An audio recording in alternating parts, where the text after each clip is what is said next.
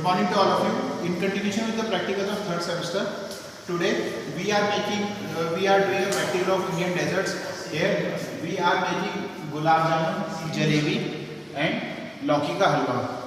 These all are a famous renowned desserts of Indian cuisine and are prepared everywhere, even if you see in the streets or in the five-star hotels or even in the marriages and other functions. You can see any of these desserts in the menu. So here we have done some misa over here for our dessert preparation. These are some common ingredients which you can see. We have paneer over here for the gulab jamun. We will grate paneer and then we will add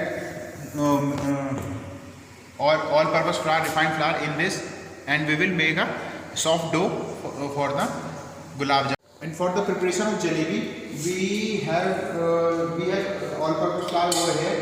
We will make a batter for this, and then we will, since the jalebi batter needs to be a fermented batter, so we have made a batter overnight before, and for this we have added all-purpose flour, some little bit of curd in this, and have let this mixture to ferment properly. And after the fermentation we will make a jalebi. You can see the consistency of the batter over here. Then for the lauki ka halwa, we have here grated bottle gourd, grated lauki, which we will prepare with sugar, which we will cook with the sugar, and we'll add a little amount of milk in this, and some dry fruits over here. Here we have raisins, chironji, some almonds, and some cashews, which we will roast with ghee, and then we will add in the mixture of the lauki ka halwa. So now to prepare sugar syrup, we are using 500 gram of sugar and same quantity, same amount of water in the preparation. We will add a lemon wedge in this. Adding a lemon wedge will clear our sugar syrup and clear all the impurities in the.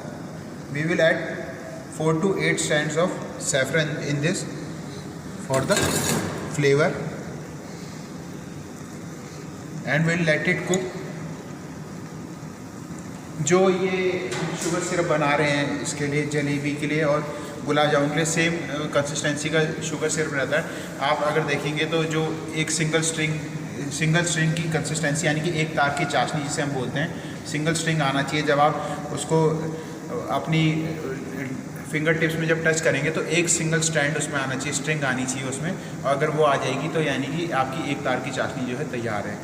ये एक तार की चाशनी या single string का मतलब ये है कि कितनी थिकनेस है आपके शुगर सिरप में. आपको ये चेक करने के लिए जो है, ये इंडियन एक घरेलू नुस्खा है कि हम उसे उंगली में चेक करते हैं. अगर एक सिंगल स्ट्रिंग आता है, यानी कि उसकी इतनी थिकनेस हो गई है एक सिंगल स्ट्रिंग की, तो वो जो है एक तार की चाशनी होती है. अगर वो और ज़्यादा गाढ़ी है और अगर आप उसको टच करेंगे तो उसमें 2 स्ट्रिंग्स आती हैं, यानी कि वो 2 तार की चाशनी है. तो यही एक तार और 2 तार का इसमें ये फ़र्क है.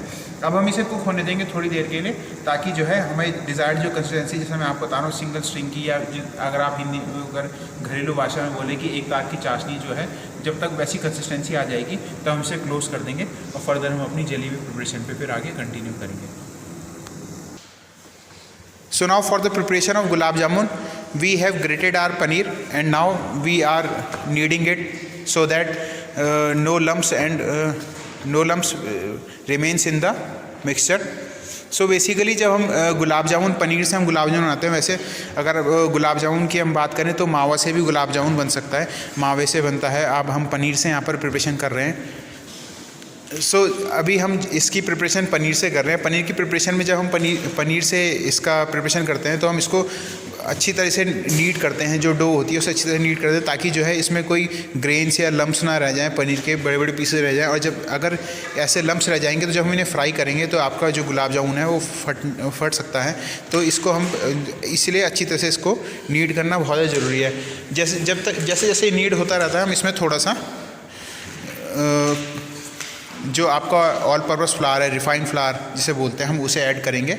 और इस ये around 1 spoon 2 to 3 table spoon हम इसको ऐड करेंगे। ये एक तरीके से बाइंडिंग का काम करेगा। जब हम इसको फ्राई करेंगे तो ये अच्छी तरह से इसको बाइंड कर देगा। साथ ही साथ हम इसके साथ जो है घी ऐड करेंगे। साथ में हम इसके जो है घी ऐड करेंगे और a pinch of baking soda.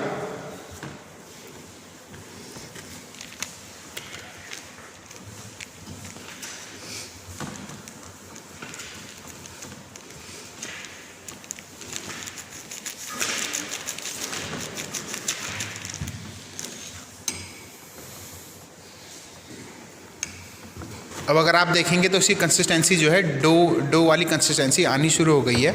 और जैसे अब इसके साथ हम एक और चीज़ ऐड करेंगे जो है इलायची पाउडर, कार्डमम, ताकि एक जो आपका जब इसके गुलाब जामुन बन जाएं तो उसके अंदर उसमें भी जो है एक फ्लेवर और अरोमा जो इलायची का है वो इसमें हम ऐड करेंगे। आप चाहें तो इसमें ज़रूरी नहीं है कि आप कार्डमम की जगह हम इसमें सैफरन स्टैंड्स भी ऐड कर सकते हैं सैफरन के फ्लेवर के लिए। बट हमने जो हमारा शुगर सिरप है जो हम इसके लिए बना रहे हैं हम उसमें सैफरन ऐड किया है, तो हम इसमें एडिशनल फ्लेवर के लिए हम इसमें जो है इलायची कार्डमम जो है वो यूज़ करेंगे, cardamom powder. So now to prepare लौकी का हलवा, we have taken 2 tablespoons full of clarified butter ghee. Once our ghee melts, we will add grated bottle gourd लौकी in this. It is a very simple preparation. Only 2 to 3 ingredients are required to prepare this लौकी का हलवा.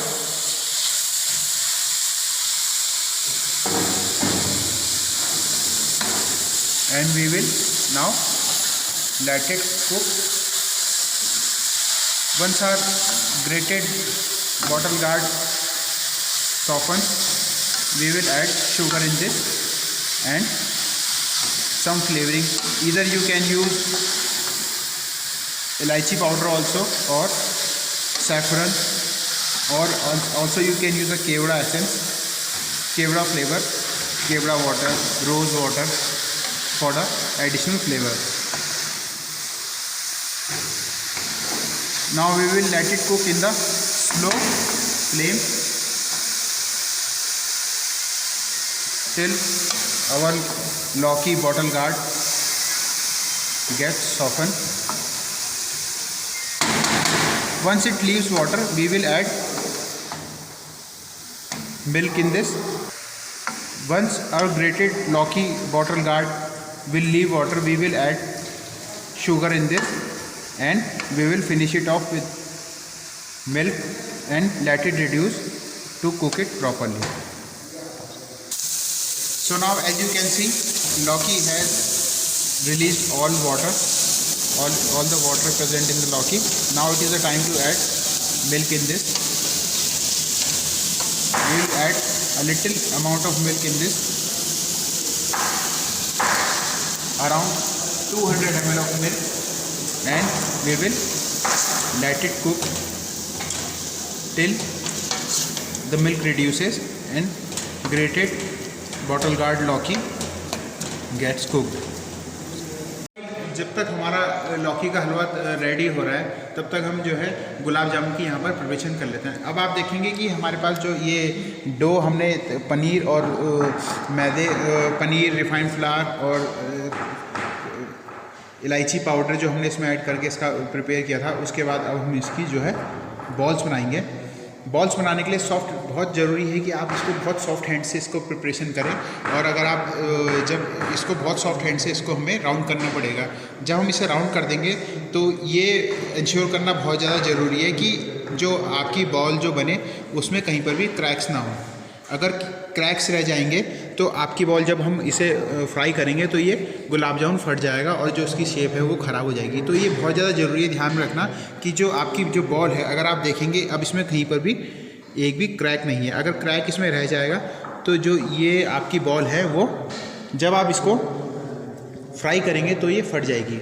अब cracks की जैसे मैं बात कर रहा था, क्रैक्स कैसे क्रैक्स, अगर आप देखेंगे अभी इसमें ये क्रैक्स हैं, यही क्रैक्स जो हैं जब ये गरम जब हम इसे फ्राई करेंगे ऑयल में तो ये क्रैक्स फट जाते हैं। फटने के बाद जो आपका ये बॉल का जो शेप है वो ख़राब हो जाता है, गुलाब जामुन का जो शेप है वो ख़राब होता है।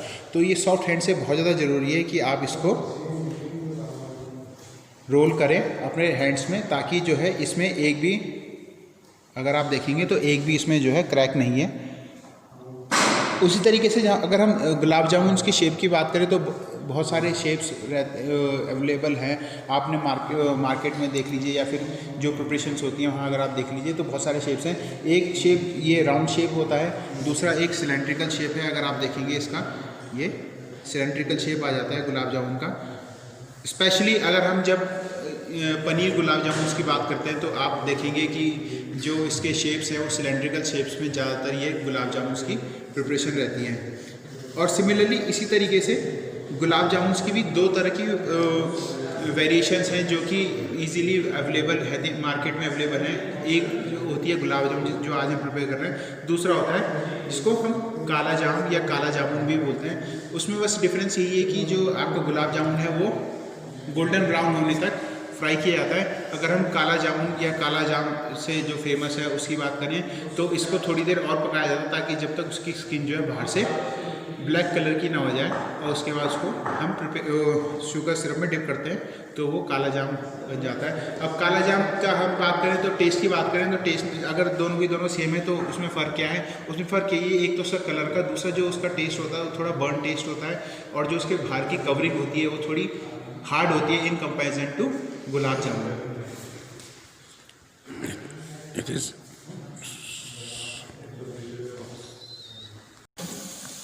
सुनाओ, अगर आप देखेंगे कि तेल जो है वो गर्म हो चुका है, ज़्यादा इसकी हाई टेम्परेचर में तेल नहीं होना चाहिए।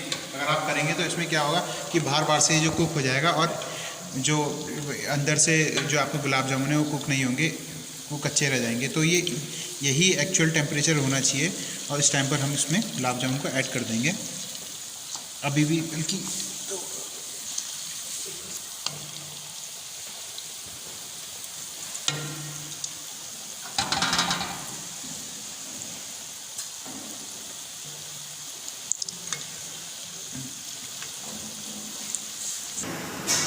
So now as you can see our gulab jamuns are fried and are ready.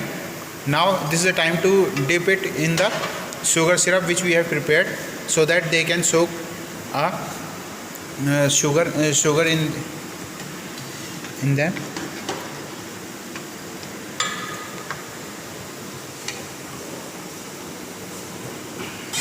We will let them dipped in the sugar syrup for around 1 hour so that they soak sugar syrup in them very well.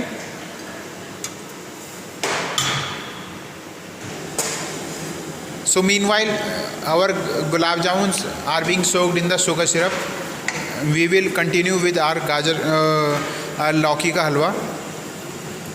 As you can see, lauki is reduced and it has soaked all the milk in it. It is the time to add sugar in the lauki.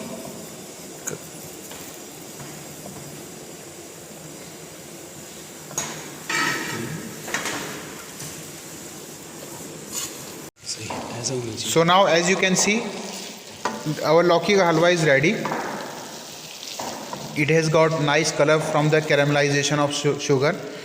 We have added nuts in this, fried nuts, which we have fried with ghee. Now our lauki ka halwa is ready.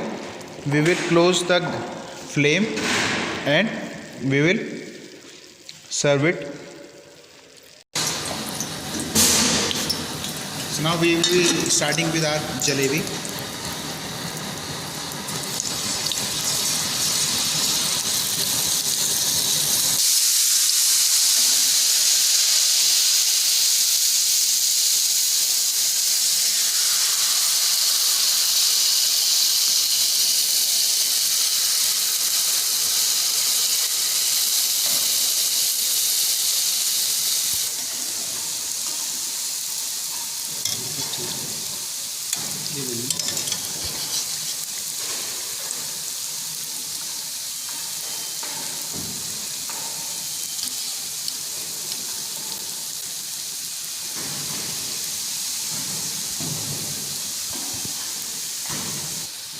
So now as you can see, our jalebi is golden brown.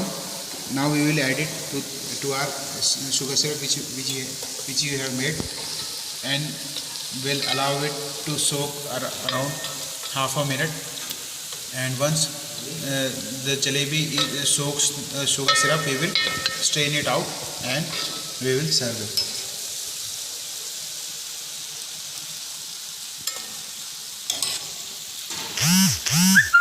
एक घेत और बना. So now as you can see, our 3 desserts are ready. Jalebi,